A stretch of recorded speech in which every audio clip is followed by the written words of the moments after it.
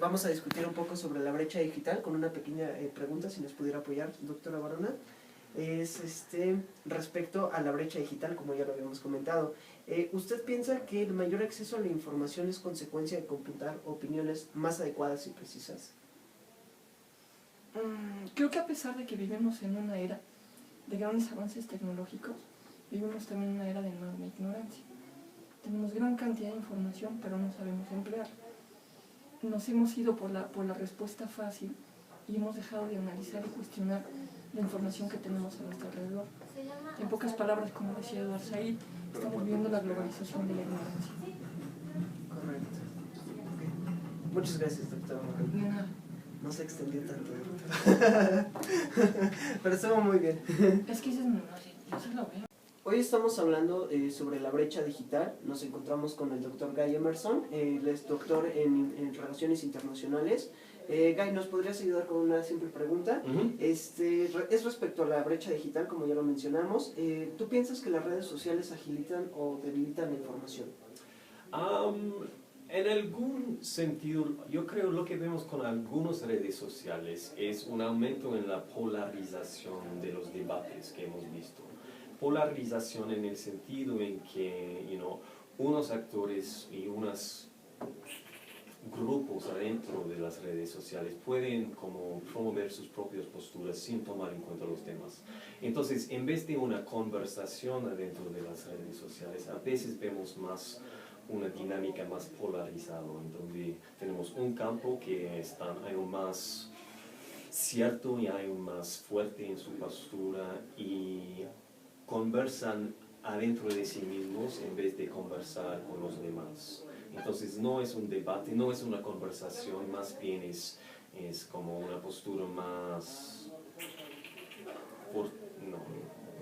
¿cómo lo diría? Más como cerrado en muchos sentidos. Entonces, en ese sentido, no hemos visto un aumento en el debate, un aumento en el acceso a la información, más bien el fortalecimiento de sus propias posturas. Entonces, esa es una trayectoria que veo. Pero la verdad es que las redes sociales y la Internet en sí mismo es una herramienta. Es una herramienta por la cual los grupos, las personas, nosotros podemos usarlo en cualquier forma que queremos. Y sí tiene la capacidad de como aumentar unas trayectorias, como la polarización, pero también tiene la capacidad de ampliar el debate. Entonces, en realidad se depende en el individuo y cómo lo usa. Entonces, yo diría que el Internet y las redes sociales son cosas así, existen. La pregunta es cómo lo usamos. Y a veces vemos un aumento en la polarización debido a las redes sociales, pero también vemos más conversaciones, más debate, pero depende de los grupos. Ok, perfecto. Muchas gracias. De nada, gracias. Hoy estamos discutiendo el tema de brecha digital con el doctor Guy Emerson. Él es especialista en relaciones internacionales. Guy, ¿nos podrías ayudar con esta pequeña pregunta que tenemos respecto a la brecha digital? ¿Piensas que se debe limitar el acceso a la información? ¿Otra vez? ¿Cómo? ¿Se debe limitar el acceso a la información? ¿En qué sentido? No entiendo la pregunta. Perdón. Ok, no te preocupes. Es respecto a la brecha digital en cuestión de sectores. ¿Tú piensas que se debe limitar el acceso a la información o que todos deberíamos de tener acceso a la misma información, a las mismas fuentes? Entonces, como todavía no entiendo la pregunta, perdón. No te preocupes. Si quieres pasamos a otra. No, ¿sí? Es como quieras. Sí, como okay. ¿Dónde está? Aquí, sí, se debe limitar el acceso a la información. Pero ¿cómo limita? Es decir, restringir a ciertos sectores respecto a la información. ¿Con respecto a los que no pueden conseguir acceso al Internet? ¿O el Internet en sí mismo limita? O a lo mejor dicho de otra manera, todos deberíamos de tener acceso a la información. Sin dudas. Sí, y esta es la cosa más emancipatoria con respecto al Internet, que tenemos la posibilidad de conseguir acceso a la más información posible. Sin duda, este es el lado más emancipatorio. La pregunta es que, hay sectores de la población debido a factores económicos que no podían conseguir acceso a la Internet. Y sí, ese es un problema gigante. Es decir, los excluidos en la vida económica y la vida social siguen siendo excluidos en la vida digital. Y ese es un problema sin dudas.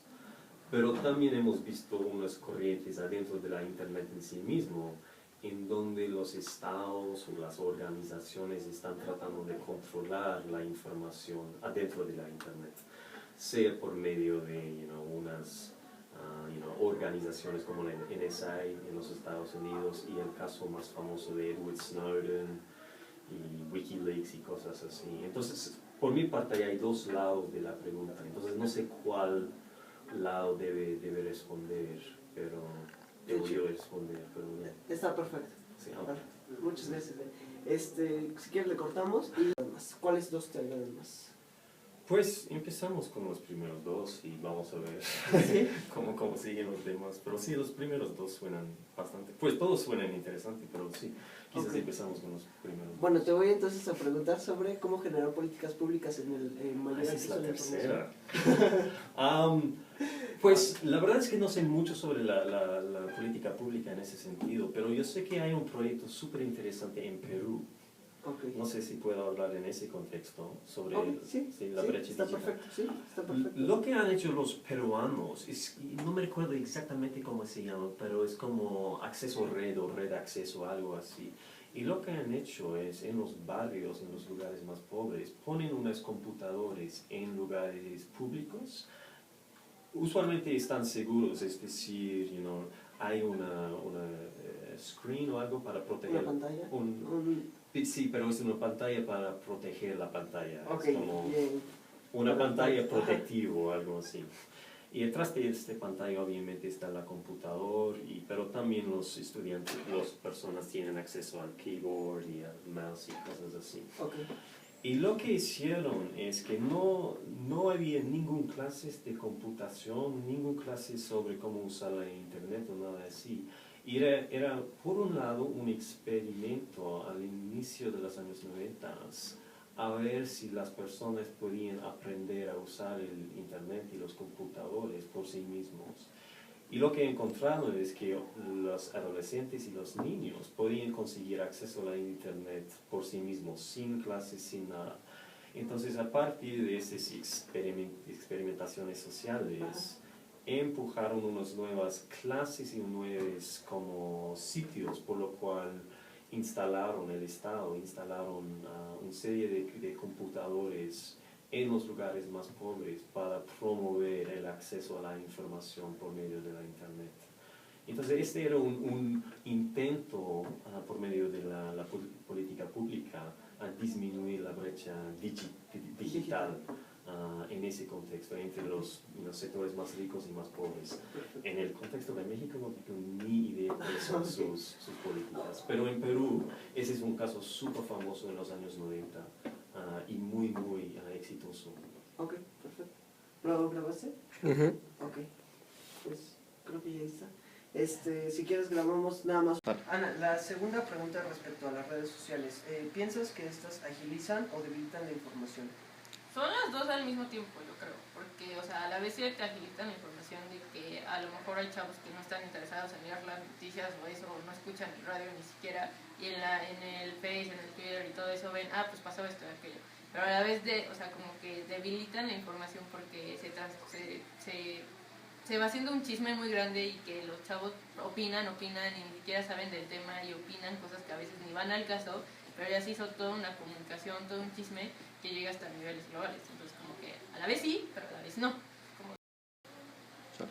Hoy nos encontramos con Ana Laura Nava, estudiante de Relaciones Internacionales, para discutir el tema sobre la brecha digital. Laura, no sé si nos pudieras apoyar con dos preguntas, respondiendo a dos sencillas preguntas.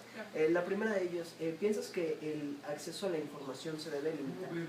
No se debe limitar debido a que muchos de los que, o sea, mucha de la población, ya sea hablando nacional o internacionalmente, no tienen el acceso a la información. Entonces, el que no tengan acceso de todas maneras hace que no tengan la información necesaria para conocer todos los aspectos de la vida, o sea, lo que pasa económicamente, socialmente, de todas maneras. Y si se limita más aún la información, la sociedad no va como que no va a superarse, ¿no? O sea, no va a haber un mayor crecimiento tanto nacional como internacionalmente. O sea, la sociedad se va a estar estancada en un pensamiento y de ese pensamiento no lo sacas y va a ser más conflictivo la relación. Ok, bueno, vamos a hacer nuestra primera entrevista sobre brecha digital. Tenemos al doctor Sergio Picasso Vela. Y la primera pregunta es, ¿se debe limitar el acceso a la información? El acceso a la información no se debe limitar, dado que nos hace que los mercados no funcionen adecuadamente.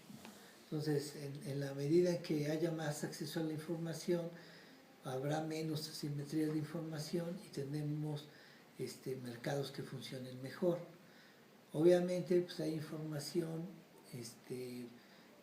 que las empresas o que las personas pues, tienen derecho a guardarse, pero pues la información en general debe ser compartida, es lo que yo creo. Muy bien. Ahora, ¿la información es una necesidad básica, tal vez? Sí, la información es una necesidad básica en el momento en que todos tenemos que tomar decisiones en cualquier ámbito de nuestra vida, y pues la información nos ayuda a reducir la incertidumbre en nuestra toma de decisiones. Entonces definitivamente es una necesidad básica la información. Muy bien. Muchísimas gracias, doctor. De nada, por servirles.